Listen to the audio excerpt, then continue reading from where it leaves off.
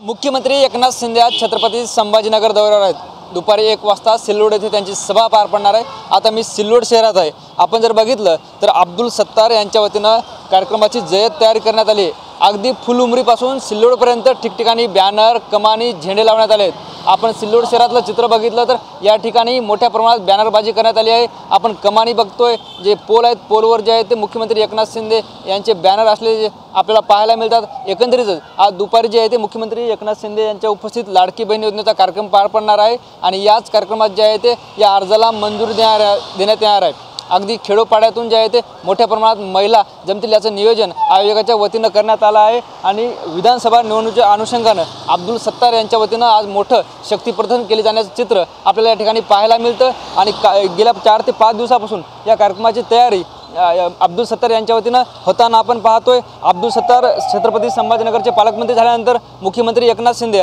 आज पहिल्यांदाच संभाजीनगर दौऱ्यावर येत आहेत। त्यामुळे आता मुख्यमंत्री एकनाथ शिंदे सिल्लोडमधून काय बोलणार हेही पाहणं महत्त्वाचं ठरणार आहे।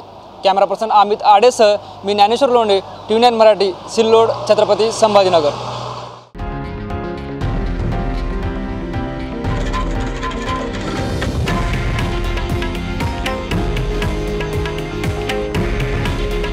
हे आहे देशातील नंबर 1 न्यूज नेटवर्क आणि आपण पाहत आहात TV9 मराठी।